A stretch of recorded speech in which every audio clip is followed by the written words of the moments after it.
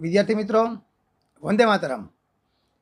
આજે શીખવાના છીએ આપણે રાઇટિંગ સેક્શન. મિત્રો, ગ્રામર કરતાં રાઇટિંગ સેક્શનનું પરીક્ષામાં ખાસ મહત્ત્વ છે. એટલા માટે કે રાઇટિંગમાં મૌલિકતાનો ઉપયોગ કરવાનો હોય.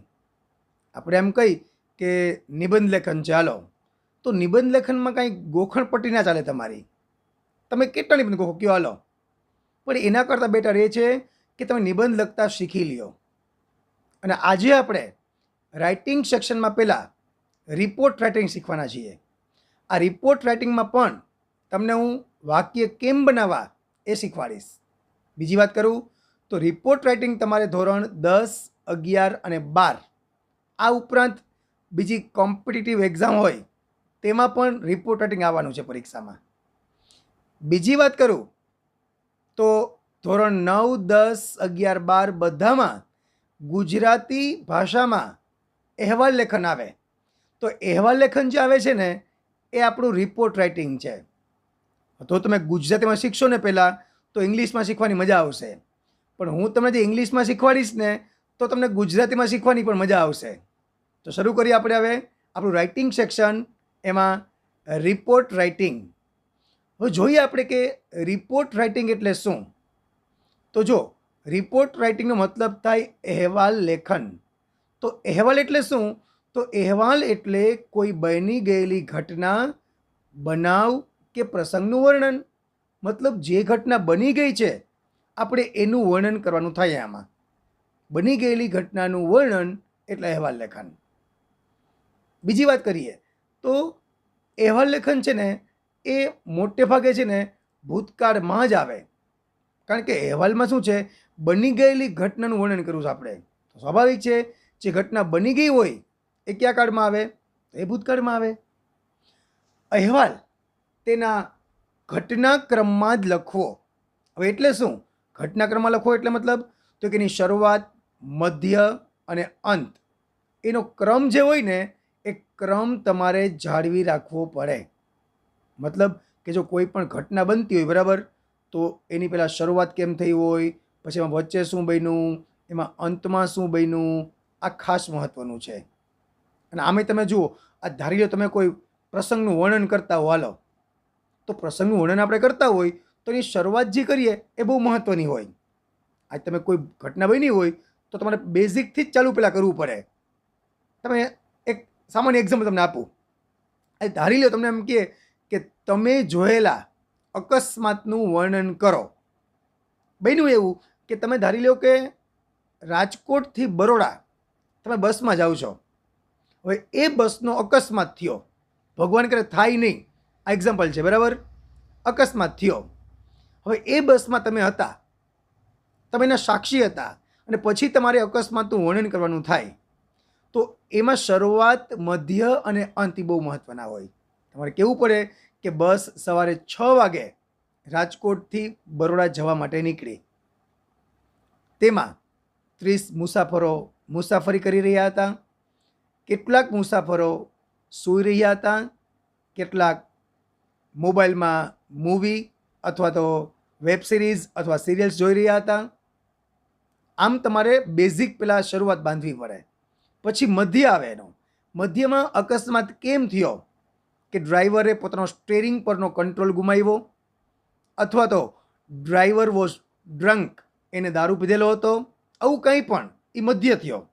પછી એનો અંત દેવો પડે કે અંતમાં શું થયું, તો કે કેટલાક મુસાફરો ગંભીર રીતે ઘવાયેલા હતા, તેને તાત્કાલિક એમ્બ્યુલન્સમાં હોસ્પિટલમાં લઈ જવામાં આવ્યા. એનો અંત થયો. જો એટલે આ ક્રમ બહુ મહત્ત્વની ચીજ છે બરાબર. આમાં કે શરૂઆત કેમ કરવી આપણે, મને મધ્ય કેમ કરવો, એનો અંત કેમ કરવો, આ બધું જ તમારે જોવું પડે બરાબર.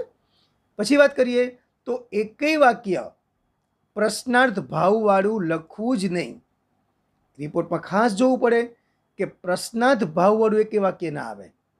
તો પ્રશ્નાર્થ ભાવ મતલબ કેવો ખબર, કે રિપોર્ટ કોઈ વાંચતું હોય ને તો રિપોર્ટ વાંચ્યા પછી વાંચકના મનમાં કંઈ પ્રશ્ન ના રહેવો જોઈએ. આપણે એમ કહીએ બરાબર કે હું ગઈકાલે ગયો તો ને બસમાં અકસ્માત થયો, તો કોકને મનમાં પ્રશ્ન થાય કે તમે જતા હતા ક્યાં, કેટલા વાગ્યા હતા, અકસ્માત કેવી રીતે થયો, કોઈ મર્યું કે નહીં, જો આ પ્રશ્નાર્થ ભાવવાળું વાક્ય કહેવાય. મતલબ કે તમારે પૂરી માહિતી આપવાની. એમાં વાક્ય બને તેટલા નાના, સરળ અને સાદા બનાવવા. એટલે કે અલંકારિક ભાષાનો ઉપયોગ ટાળવો. જેટલા વાક્યો સાદા હશે ને એટલો રિપોર્ટ વાંચવાની મજા આવશે.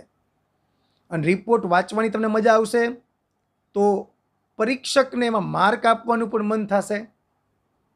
એટલે સાદા ભૂતકાળના જ વાક્ય બનાવવાથી આપણે તો સાદો ભૂતકાળ એટલે કર્તા પ્લસ ક્રિયાપદનું ભૂતકાળનું રૂપ.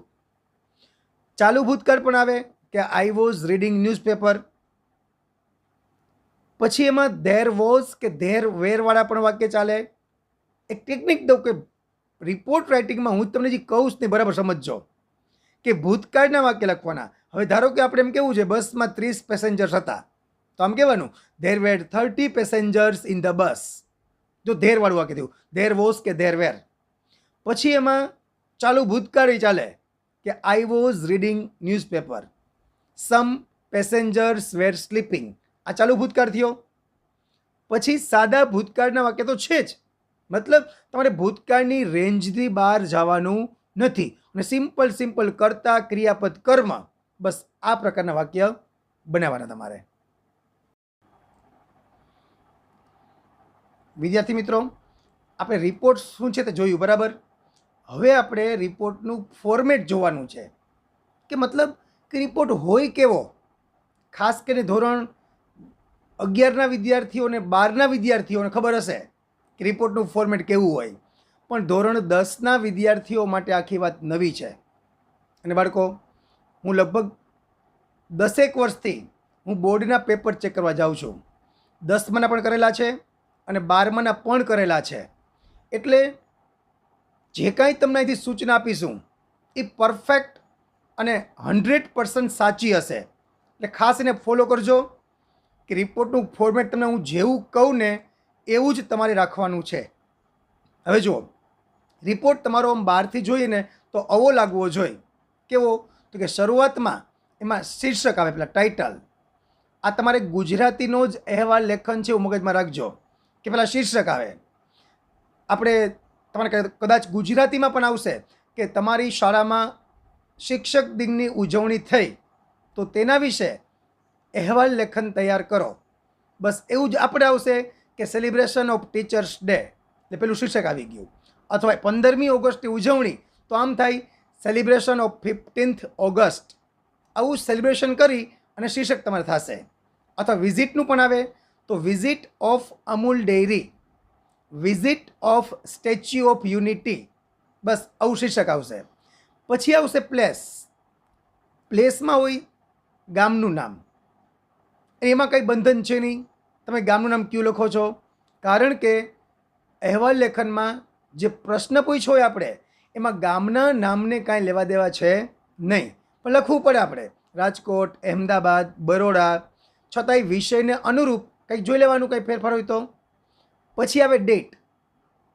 ડેટમાં ખાસ ધ્યાન રાખવાની કે ડેટ લખવાની કેમ, તો આમાં તમને બતાવીશ હમણાં. હું ત્યાં આગળ આવશે, આપણે એક એક ક્રમાંક ડીપમાં જોશું આપણે હજી કે તહેવારમાં આમ લખવાનું કે આપણે એમ હોય કે સ્વાતંત્ર્ય દિનની ઉજવણીનો અહેવાલ પૂછાણો, હાલો કે સેલિબ્રેશન ઓફ ઇન્ડિપેન્ડન્સ ડે. તો તમારે 15મી ઓગસ્ટ જે હોય એનો અહેવાલ લખવાનો હોય તમારે, તો અહીંયા અહેવાલમાં તારીખ તમારે 16 લખવી પડે. તો લખવું પડે 16th ઓગસ્ટ, કારણ કે જે ઘટના બની હોય ને એના બીજા દિવસે આપણે વર્ણન કરતા હોય એવું મગજમાં રાખવાનું આપણે. એ પણ તમે સમજાવીશ. ચાલો હજી આગળ જોઈએ આપણે. હવે પેલા ટાઇટલ, પ્લેસ, ડેટ, પછી બિગિનિંગ, મિડલ અને એન્ડ. તમારા પેજમાં બસ આવો રિપોર્ટ લાગશે, આટલી વસ્તુ આવી જોઈએ. પેલા ટાઇટલ શીર્ષક, પછી પ્લેસ અને ડેટ. એમાં કદાચ તમે આડાવડું કરો તો વાંધો નહીં. એમાં ઘણા એમ પણ કરે કે આ બાજુ પ્લેસ લખે, આ બાજુ ડેટ લખે, તો પણ ચિંતા બહુ નથી. પણ આ વખતનું બોર્ડનું માળખું આ પ્રકારે હતું. પછી બિગિનિંગ એટલે શરૂઆત. તો બિગિનિંગ, શરૂઆતના વાક્યો ફિક્સ હોઈ શકે. તમને જણાવીશ તો હમણાં કેવા વાક્યો હોય. હવે આપણે હજી બીજી વસ્તુ કંઈ ધ્યાનમાં રાખવાની જોઈએ આપણે એકવાર. તો અહેવાલ લેખનમાં બિગિનિંગ, મિડલ અને એન્ડ આવા 3 ફકરા કરી શકાય. જો કરી શકાય, કદાચ ઘણા એક ફકરામાં પૂરું કરી નાખે, ઘણા 3-4 ફકરા પણ કરે, ચિંતા બહુ ના કરતા કાંઈ. પણ મિડલ બિગિનિંગ મિડલ ને એન્ડમાં જરૂરી છે. પ્રશ્નમાં આપેલ હોય તે મુજબ અહેવાલને યોગ્ય શીર્ષક આપવું અને લાઇનમાં વચ્ચે જ રાખવું. મતલબ કે જે લીટી હોય ને આપણી એ લીટીમાં બરાબર આ વચ્ચે આવવું જરૂરી છે. મતલબ કે બહુ આ બાજુ પણ નહીં અને બહુ આ બાજુ પણ નહીં. ધ્યાનમાં રાખવાનું કે શીર્ષક તમારું પેજમાં એકદમ વચ્ચે આવવું જરૂરી છે. એટલે એકદમ વચ્ચે આવવું જોઈએ. બીજું કે શીર્ષકના જે અક્ષર હોય એ રનિંગ અક્ષર કરતાં થોડાક મોટા અને થોડાક ઘાટા હોય ને એ જરૂરી છે. એ પણ તમને હમણાં હું એક્ઝામ્પલ બતાવીશ. અત્યારે ખાલી યાદ રાખવાનું છે આપણે કે શીર્ષક માટું ધ્યાન રાખવાનું, પ્લેસ ડેટ માટું ધ્યાન રાખવાનું. તારીખ લખવામાં ખાસ ધ્યાન રાખવું. શું ધ્યાન રાખવાનું છે કે જે ઉજવણી થઈ હોય ને તેના પછીના દિવસની તારીખ લખવાની છે. ખાસ ધ્યાન રાખજો કે રિપબ્લિક ડે સેલિબ્રેશન હોય, ધારો કે પ્રજાસત્તાક દિનની ઉજવણી, તો મતલબ એ 26 જાન્યુઆરી થાય, તો તારીખમાં આપણે 27 જાન્યુઆરી જ લખવાની છે. 5 સપ્ટેમ્બર એટલે કે શિક્ષક દિનની ઉજવણી આવે, સેલિબ્રેશન ઓફ ટીચર્સ ડે, તો ત્યાં તમારે 6 સપ્ટેમ્બર જ લખવું પડશે. એ જે પણ તહેવાર હોય એના પછીના દિવસની તારીખ લખવાની છે. ક્લિયર એટલું? એટલે આમ એટલું ફોર્મેટ થયું. ફોર્મેટ મગજમાં આમ ગોખી જ નાખવાનું તમારે કે પહેલાં આવશે ટાઇટલ, પછી આવશે પ્લેસ ડેટ, પછી બિગિનિંગ, મિડલ ને એન્ડ. આમ આંખ બંધ કરીને સીધું મગજમાં આવી જવું જોઈએ આ ફોર્મેટ. પછી ફોર્મેટમાં અંદર શું લખવું ને એ જરા ચિંતા ના કરતા, એ તો સાવ સહેલું છે. પણ એ ફોર્મેશનમાં તો રહેવું પડે કે તમને ખ્યાલ આવે કે જો આમાં માર્ક્સ કેમ હોય તો ટાઇટલ, પ્લેસ અને ડેટ, આ તમે 3 વસ્તુ બરાબર લખો ને, 3 વસ્તુ બરાબર, તો એ 3 વસ્તુનો 1 માર્ક હોય. અને આ બિગિનિંગ, મિડલ ને એન્ડ આના ભેગા થઈને માર્ક હોય 4. તો આનો 1 માર્ક અને આનાથી તમારે કેટલા માર્ક? 4 માર્ક. એટલે આમ તમારે 5 માર્કનો રિપોર્ટ હોય. જો આ એટલે ટાઇટલ મેં કીધું એમ કે પ્રશ્નમાં આપેલું હોય, પ્લેસ આપણે મન પડી લખવાની છૂટ છે, વાંધો નહીં કાંઈ. પછી ડેટ તો જે ઉજવણી છે એના પછીના દિવસની લખવાની. આ 1 માર્ક પાકો થઈ ગયો આપણો. હવે પ્રશ્ન ક્યાં આવે? આ 3 ફકરા કરવા છે બરાબર, આપણે બિગિનિંગ, મિડલ ને એન્ડ. તો એમાં પણ શું ધ્યાન રાખવું ને આપણે એ ચર્ચા હવે કરીએ. ચલો હવે આપણે વાત કરવાની છે આપણે કે બિગિનિંગ, મિડલ અને એન્ડમાં શું ધ્યાન રાખવાનું. જો આપણે ટાઇટલ લખતા આવડી ગયું, કારણ કે પ્રશ્નમાં આપેલું હશે. પછી પ્લેસમાં કાંઈ ચિંતા છે નહીં, મેં કીધું એમ. પછી એવી ડેટ, તો ડેટમાં પણ વાત કરીએ આપણે કે જે પણ કોઈ ઘટના બની હોય, પ્રસંગ બન્યો હોય કે ઉજવણી થઈ હોય તેના પછીના દિવસની ડેટ લખવાની છે આપણે. તો હવે શરૂઆત કરીએ આપણે બિગિનિંગ, મિડલ અને એન્ડમાં શું કરવું. તો મિત્રો, મોટાભાગે પરીક્ષામાં છે ને શાળાની કોઈ ઉજવણીના રિપોર્ટ પૂછાતા હોય. તો શાળાની ઉજવણી હોય, 15મી ઓગસ્ટની ઉજવણી, 26 જાન્યુઆરીની ઉજવણી, પછી ઇનામ મહોત્સવ હોય, પ્રાઇઝ ડિસ્ટ્રીબ્યુશન ફંક્શન હોય, ટીચર્સ ડે સેલિબ્રેશન હોય, અથવા તો વન મહોત્સવ હોય, અથવા સ્પોર્ટ્સ ફેસ્ટિવલ હોય, આવું શાળાની ઉજવણીના કોઈ પણ કાર્યક્રમ હોય ને તો એના માટે તમને ફિક્સ એક બિગિનિંગ આપું. જુઓ કે શાળાની ઉજવણી કાંઈ પણ જગ્યાએ આવે ને તો બિગિનિંગમાં તમારે આવું લખવાનું. જુઓ, એવરી યર, પછી બ્લેન્ક, પછી સ્કૂલ, તો અહીંયા તમારે સ્કૂલનું નામ લખી નાખવાનું કે એવરી યર સ્કૂલ. પછી સ્કૂલનું નામ જે હોય તે મેં કીધું એમ બરાબર કે ભાઈ R.K. Gandhi school, M.K. Gandhi school, મોજ પડી લખવાની છૂટ તમારે. Celebrates all the important days and festivals with a great joy, કે આ શાળા બધા જ અગત્યના તહેવારો અને દિવસો ખૂબ જ આનંદથી ઉજવે છે. આ બધા માલે કે ના લે? કયો આ વાક્ય? હાલો, આમાં ક્યાં ઉલ્લેખ કરો છો આપણે કાંઈ? યસ્ટરડે, પછી બ્લેન્ક, સેલિબ્રેટેડ અથવા અરેન્જડ ઇન ધ સ્કૂલ. હવે ધારી લ્યો કે 15મી ઓગસ્ટને આપણો રિપોર્ટ હોય તો yesterday Independence Day was celebrated. પછી ક્વિઝ કોમ્પિટિશન હોય તો આમ થાય કે yesterday quiz competition was arranged. કે તહેવાર ઉજવો હોય ને તો સેલિબ્રેટેડ કરવાનું. અને જો કંઈ ઉજવણી બીજી કોઈ કરી હોય આપણે, મતલબ કોઈ કાર્યક્રમ ગોઠવો હોય, ક્વિઝ કોમ્પિટિશન છે, ઇનામ મહોત્સવ છે, તો અહીંયા કરવાનું was arranged. The whole program was on the school ground, અથવા તો ઇન ધ પ્રેયર હોલ અથવા એસેમ્બલી હોલ પણ કહેવાય. એ જેવો પ્રોગ્રામ કે સ્પોર્ટ્સ ડે હોય તો એ ઓન ધ ગ્રાઉન્ડ જ કરાય, અહીંયા પ્રેયર હોલ ના કરાય. ક્વિઝ કોમ્પિટિશન હોય તો પછી પ્રેરોલમાં કરાય, એ તમારે અનુકૂળતા, વાંધો નહીં કાંઈ. It was decorated. It was એટલે શું? પ્રેયર હોલ અથવા તો પ્લેગ્રાઉન્ડ, જેની વાત આપણે કરતા હોય તે.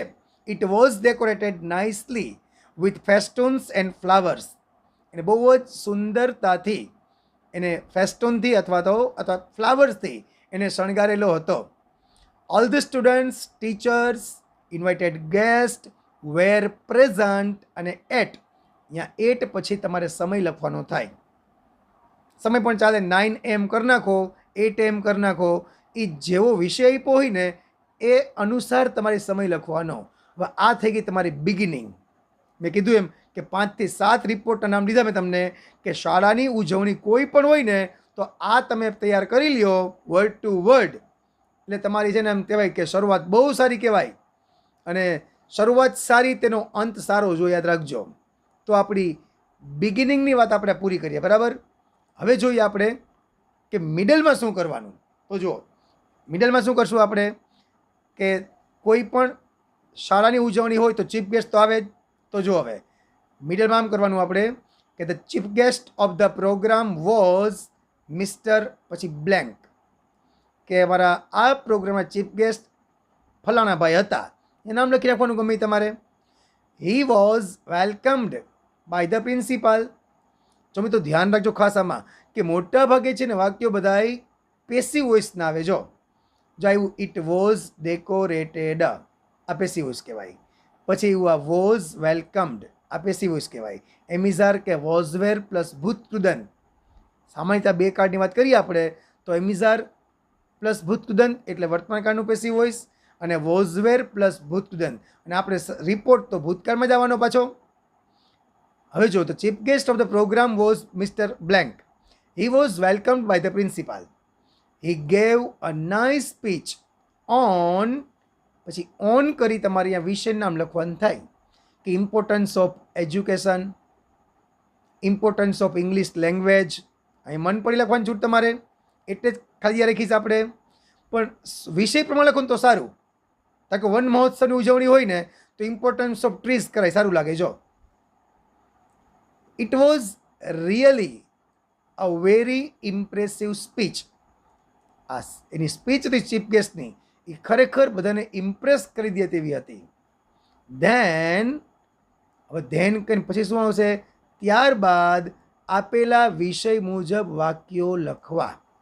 મિત્રો આ વાક્યો લખવાને એટલે આપણે વાત કરીએ એમ કે ભૂતકાળ મગજમાં રાખવાનો છે.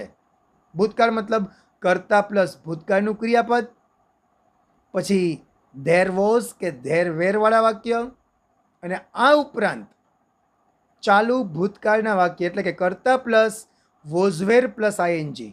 તમને હમણાં જ એક રિપોર્ટ આપીશ અત્યારે એક્ઝામ્પલમાં તમને ખ્યાલ આવશે કે ખરેખર મિડલ કેટલો સહેલો હોય. બિગિનિંગ તો ફિક્સ છે આપણી પાસે સાવ, માત્ર ને માત્ર મિડલમાં જ તમારે 4 કે 5 વાક્ય લખી નાખો એટલે જંગ જીતી ગયા તમે. હવે વાત કરીએ એન્ડની, કે એન્ડમાં શું કરવાનું. જુઓ તો એન્ડમાં પણ આપણી પાસે ફિક્સ વાક્ય. જુઓ કઈ ટાઈપના વાક્ય જોજી હવે, કે ધ પ્રોગ્રામ એન્ડેડ. એન્ડેડ મતલબ પૂરો થયો, કે પ્રોગ્રામ પૂરો થયો એટ, પછી સમય જોવાનો. મિત્રો એ જોવાનું તમારે કે વિષય શું છે. ધારી લો 15મી ઓગસ્ટ હોય ને તો બપોરે મતલબ સવારે 11:30 ફંક્શન પૂરું કરી નાખાય કે the program ended at 11:30 AM. એ કંઈ મોટી વાત નહીં, ચિંતા નથી કરવાની એમાં બહુ. આપણે કહીએ ઇન ધ એન્ડ, અંતમાં મિસ્ટર H.K. પટેલ. અહીં નામ પણ તમારે ગમે લખવાની છૂટ હોય, ચિંતા કંઈ ના કરતા, આપણે લખ્યું જ ગમે H.K. Patel. Vice principal gave vote of thanks. જો મિત્રો જ્યાં પણ ના આવડે ને ત્યાં ગુજરાતી ખાસ લખજો. યાદ રાખજો, ગુજરાતી આપણને જેટલા શબ્દોનું આવડતું હોય ને એટલું આપણા ફાયદાની વાત છે. એટલે જે કાંઈ બોલો આ તો ઠીક છે, પેલું જ પેજ છે આપણું, હજી આમાં હજી કોઈ નવા નવા કોઈ શબ્દો આવ્યા છે નહીં કાંઈ. પછી આગળ જઈ અને નવા નવા શબ્દો ઘણા બધા આવશે. વચ્ચે ક્યાંય કરતાં ક્યાંય મેં ગુજરાતી લખેલા જ નથી, પણ હું સમજાવીશ ને ત્યારે કહીશ તમે. એટલે ખાસ તમે રફ બુક લઈને બેસજો, અત્યારે રફ બુકમાં લખજો, અને પછી પાકી બુકમાં લખતા હો ને તમે તો લખતું જવાનું, અને ભેગું ગુજરાતી પણ લખતું જવાનું. તો તમને વાંચવાની બહુ મજા આવશે અને સમજવાની પણ બહુ મજા આવશે. એટલે વોટ ઓફ થેન્ક્સ એનો મતલબ થાય આભાર વિધિ, કે અમારા વાઇસ પ્રિન્સિપાલ HK પટેલે આભાર વિધિ કરી. Sweets were distributed among all. Were distributed, જો પેસિવ વોઇસ નો કહેવાય એને પણ વોસ કે વેર પ્લસ ભૂતકૃદંત, કે sweets were distributed among all, બધાને મીઠાઈ વહેંચવામાં આવી. It was really a memorable program for all, કે બધા માટે આ એક યાદગાર પ્રોગ્રામ હતો. જો મિત્રો આટલી જ વાત થઈ આપણી રિપોર્ટની. શાળાની ઉજવણી રિપોર્ટ આવી ગયો અને આટલું તમે તૈયારી કરી લીધી એટલે તમારું કામ પૂરું કમ્પ્લીટ. ખાસ ધ્યાન રાખજો, બહુ ગંભીરતાપૂર્વક તૈયાર કરજો અને બિગિનિંગ અને એન્ડના વાક્ય તો એકદમ તૈયાર કરી લેજો. ભલે 2-3 વાર લખવું પડે અને મિડલના વાક્યો હજી કેમ બનાવવાની આપણે આગળ આવશે હજી, પણ મેં તમને ટેકનિક જે બી સાદા ભૂતકાળની એ મગજમાં રાખો એટલે એમાં મિડલમાં પણ જાય તકલીફ પડે નહીં. હવે આપણે એક રિપોર્ટ શીખીએ આપણે કે ખરેખર આ ફોર્મેશન મુજબ રિપોર્ટ હકીકતમાં લાગે કેવો. તો ચાલો એક રિપોર્ટ જોઈએ આપણે હવે, કે પરીક્ષામાં એ પૂછાય કેમ અને આપણે લખવાનું કેમ એ જોઈએ આપણે. હવે આપણે પરીક્ષામાં પ્રશ્નમાં શું પૂછેલું હવે રિપોર્ટમાં એ જોવાનું છે આપણે, કે રિપોર્ટ કઈ રીતના પૂછાય છે અને આપણે કઈ રીતના લખવાનો છે. તો પરીક્ષામાં પહેલી સૂચના આમ હોય, જો write a report on the celebration of independence day in your school. મેં કીધું ને કોમન રિપોર્ટ છે. જો આ એક બધામાં ધોરણ 10, 11, 12માં ત્રણેયમાં પૂછાઈને એક એવો રિપોર્ટ લીધો આપણે. જો પહેલાં આપણે આની જગ્યાએ કદાચ ઇન્ડિપેન્ડન્સ ડેની જગ્યાએ રિપબ્લિક ડે આવે તો ચિંતા બહુ નહીં કરવાની. માત્ર ને માત્ર 2 જગ્યાએ તારીખ ફરશે, એટલે ઇન્ડિપેન્ડન્સ ડે અને રિપબ્લિક ડે એ 2 કોમન રાખજો. સ્વાતંત્ર્ય દિન એટલે ઇન્ડિપેન્ડન્સ ડે, પ્રજાસત્તાક દિન એટલે રિપબ્લિક ડે.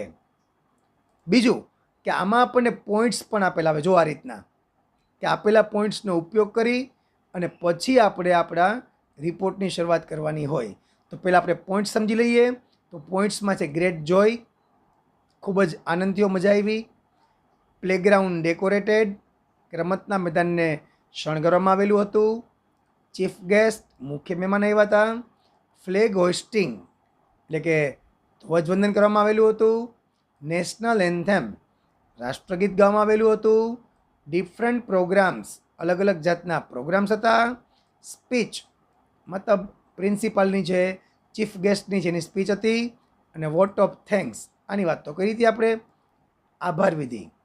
બસ આટલું આપણને પરીક્ષામાં આપેલું હોય. તો હવે આપણે શીખવાડેલું છે એ રીતે સૌથી પહેલાં લખવાનું આવે શીર્ષક. તો શીર્ષક તો તમને ઉપર રકમમાં જ એટલે કે પ્રશ્નમાં જ આપેલું હોય. તો આપણું શીર્ષક શું થયું જુઓ. અહીંયા સેલિબ્રેશન ઓફ ઇન્ડિપેન્ડન્સ ડે આપણે વાત કરી હતી. એમ ધ્યાન શું રાખવાનું આમાં, કે એકદમ પેજમાં વચ્ચે લખવાનું. રનિંગ અક્ષર કરતાં આ અક્ષર થોડાક મોટા અને ઘાટા રાખવાના. નંબર 2માં આવશે હવે પ્લેસ. તો પ્લેસમાં લખવું આપણે રાજકોટ. નંબર 3માં આવશે ડેટ. આ છે આ રિપોર્ટ આપણો ઇન્ડિપેન્ડન્સ ડેનો. જો ઇન્ડિપેન્ડન્સ ડે હોય એટલે 15મી ઓગસ્ટ કહેવાય. તો તારીખ કઈ રાખવી પડે આપણે અહીંયા 16 ઓગસ્ટ રાખવી પડે. ડેટમાં આપણે વાત કરી હતી મુજબ કે આપણી ઉજવણીને અનુરૂપ એની ડેટ હોવી જરૂરી છે. હવે આવશે બિગિનિંગ, શરૂઆતનો ફકરો. એમાં તો આપણે તૈયાર કરેલું જ છે, બધું જ લખશું. જો આપણે કે every year all the festivals and important days are celebrated, ઉજવવામાં આવે છે. In MK Gandhi school with great joy. શાળાનું નામ તમારે ગમે લખવાનું છૂટ, જરાય ચિંતા નથી. Yesterday Independence Day was celebrated in the school with great enthusiasm. Enthusiasm મતલબ ઉત્સાહ. જો આપણે વાત કરી હતી એમ કે પેસિવ વોઇસના જ વાક્ય રાખવાના છે. અહીં એવું આર સેલિબ્રેટેડ, કારણ કે અહીં એવરી યર છે એટલે વર્તમાન કાળ કહેવાય, એટલે આર સેલિબ્રેટેડ. પછી અહીંયા યસ્ટરડે હતું એટલે એવું વોઝ કે વેર પ્લસ ભૂતકૃદંત, એટલે અહીંયા એવું was celebrated. The playground of the school was decorated. અહીંયા પાછું એવું વોઝ ડેકોરેટેડ, શણગારવામાં આવેલું હતું. નાઇસ એટલે ખૂબ જ સુંદર રીતે. All the students, teachers and invited guest were present at 8 AM. સમજાઈ ગયું છે બધું, એટલે બહુ ટાઈમ નથી લેતા આપણે આમાં, પણ આમાં થોડો તમારે ફેરફાર કરવાની છૂટ છે. એવું કંઈ નહીં કે આ જ બેઠું મારી દો, પણ કહેવાનો મતલબ એમ છે કે બિગિનિંગ તમારે એક મનમાં તૈયાર રાખવાનું થાય. આપણે શરૂઆતમાં થિયરીમાં કીધું એ પણ લખો તો ચાલે અને આ લખો તો પણ ચાલે. એટલે આપણું શીર્ષક, પછી મતલબ ટાઇટલ, પ્લેસ, ડેટ અને બિગિનિંગ, જો આટલું કામ પત્યું આપણું. હવે જોઈએ મિડલ, કે મિડલ આપણે કેમ લખવો, આપેલા મુદ્દાનો ઉપયોગ કેમ કરવો એ જોઈએ. હવે તો હવે આપણે જોઈએ મિડલ. મિડલમાં વાક્ય એવા લખાશ જો આપણે અત્યારે કે the chief guest of the programme was doctor Mayur Dakshini, a famous writer of English grammar. મન પણ લખવાનું છૂટો, તમારી ચિંતા ના કરતા, મારું નામ લખવાનું માં કાંઈ. He was welcomed by the principal. Principal દ્વારા તેને આવકારવામાં આવ્યા. Then the programme started with flag hoisting. પછી પ્રોગ્રામનું શરૂઆત થઈ શેનાથી? ફ્લેગ હોઇસ્ટિંગ એટલે કે ધ્વજારોહણથી. And national anthem at 8:30 AM. પ્રોગ્રામની શરૂઆત ધ્વજારોહણ અને રાષ્ટ્રગીતથી થઈ. Students of 9th and 11th presented એટલે રજૂ કર્યું. પ્રેઝન્ટ એટલે હાજર પણ થાય. અહીંયા એવો મતલબ નથી લેવાનો આપણે. રજૂ કર્યું. શું રજૂ કર્યું? Different cultural programs. Cultural programs મતલબ થાય સાંસ્કૃતિક કાર્યક્રમો. કેવા? Like dance, raas garba, drama એટલે નાટક, મિમિક્રી એટસેટ્રા. મિમિક્રી મતલબ કોઈની નકલ કરવી તે, જેને આપણે ચારા પાડવા કહીએ આપણે એ. તો 9 અને 11મા ધોરણના વિદ્યાર્થીઓએ અલગ અલગ પ્રકારના બધા પ્રોગ્રામ્સ રજૂ કર્યા. ધેન ડૉક્ટર મયુર દક્ષિણી gave a nice speech on importance of education. જો સ્પીચનો મુદ્દો હતો આપણો એ આવી ગયો, ડિફરન્ટ પ્રોગ્રામ્સ આવી ગયું, ફ્લેગ હોઇસ્ટિંગ આવી ગયું. બસ મુદ્દાનો સમાવેશ થવો જરૂરી છે. ભલે આડાવડા ચાલે, પછી ચિંતા બહુ નથી કરવાની આપણે. All the winners of different competitions were congratulated and given prices.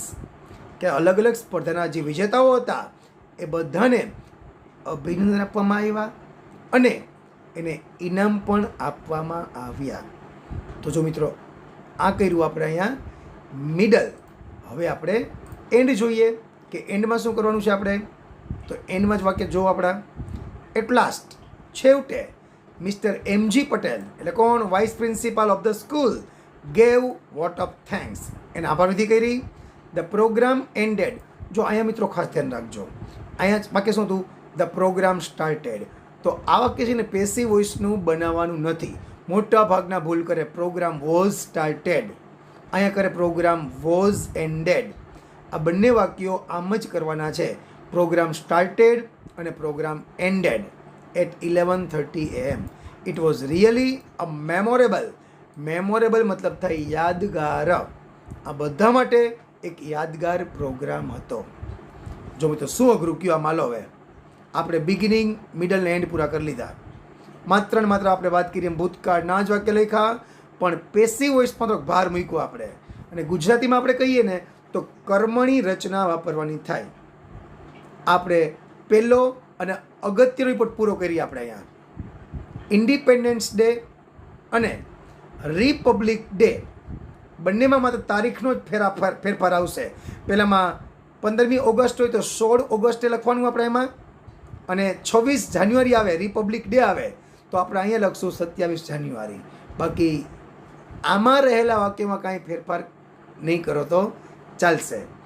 હવે આપણે ધોરણ 10 અને 12 બોર્ડની પરીક્ષામાં ગયા વર્ષે અથવા તો આગલા વર્ષે કઈ ટાઈપના રિપોર્ટ પૂછાણા છે એ જોઈએ આપણે.